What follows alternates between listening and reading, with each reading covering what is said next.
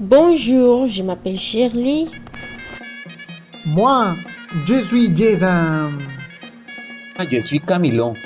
Nous sommes les locuteurs au projet radioculturel de contes français, inclus de culture et conversation de l'Université de Pamplona. Nous avons décidé de créer cet espace pour motiver l'écoute radiale chez les jeunes et pour encourager l'imagination et la perception à travers des formats audio.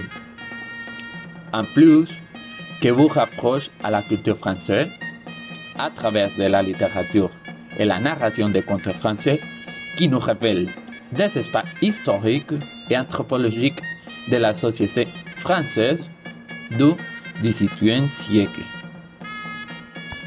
La première partie de l'émission est un petit résumé du conte choisi par nous. On donnera les impressions du conte entre l'original et l'adaptation. Tout après, on va parler d'informations générales de l'écrivain et l'époque à laquelle le conte a été écrit. À présent, on fera l'analyse du conte, l'intention de l'auteur et les facteurs représentatifs de la culture et l'histoire française. Finalement, on donnera l'opinion du directeur. Vous pouvez trouver l'itinéraire de chaque émission sur notre page Facebook Radio Culturelle des Contes Français. Maintenant, on va écouter le premier conte de notre projet et on va commencer avec un petit conte que tu connais très bien. Le petit chaperon rouge. Il était une fois une petite fille de village, la plus jolie qu'on eût su voir. Sa mère en était folle et sa mère grand plus folle encore. Cette bonne femme lui fit faire un petit chaperon rouge qui lui seyait si bien que partout on l'appelait le petit chaperon rouge. Un jour, sa mère ayant cuit et fait des galettes, lui dit « Va voir comment se porte ta mère grand, car on m'a dit qu'elle était malade. Porte-lui une galette et ce petit pot de beurre. » Le petit chaperon rouge partit aussitôt pour aller chez sa mère grand, qui demeurait dans un autre village. En passant dans un bois, elle rencontra Compère le loup, qui eut bien envie de la manger. Mais il n'osa, à cause de quelques bûcherons qui étaient dans la forêt. Il lui demanda où elle allait.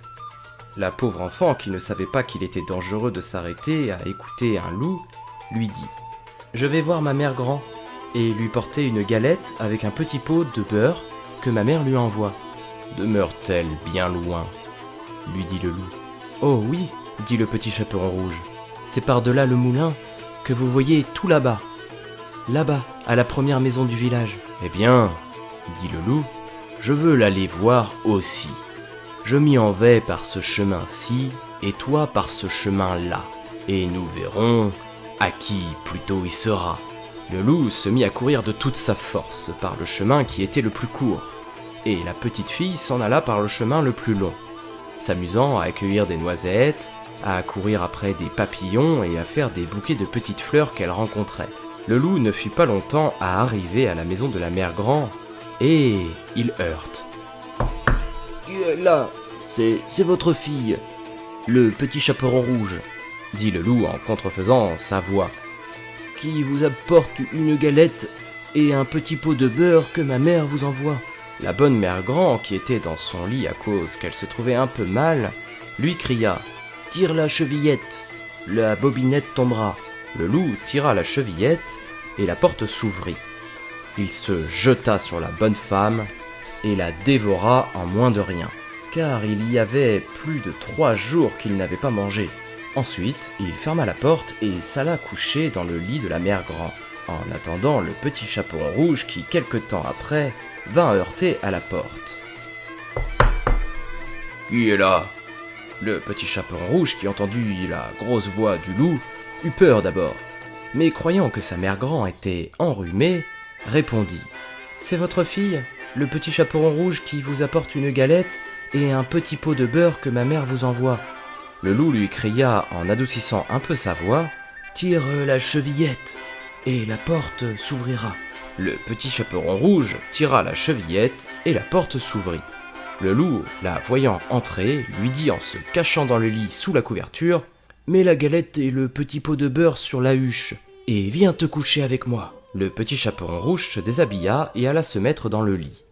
où elle fut bien étonnée de voir comment sa mère grand était faite en son déshabillé, et elle lui dit « Ma mère grand, que vous avez de grands bras ?»« C'est pour mieux t'embrasser, ma fille. »« Ma mère grand, que vous avez de grandes jambes ?»« C'est pour mieux courir, mon enfant. »« Ma mère grand, que vous avez de grandes oreilles ?»« C'est pour mieux écouter, mon enfant. »« Ma mère grand, que vous avez de grands yeux ?»« C'est pour mieux te voir, mon enfant. »« Ma mère grand, que vous avez de grandes dents ?»« C'est pour te manger. » Et en disant ces mots, ce méchant loup se jeta sur le petit chaperon rouge et la mangea.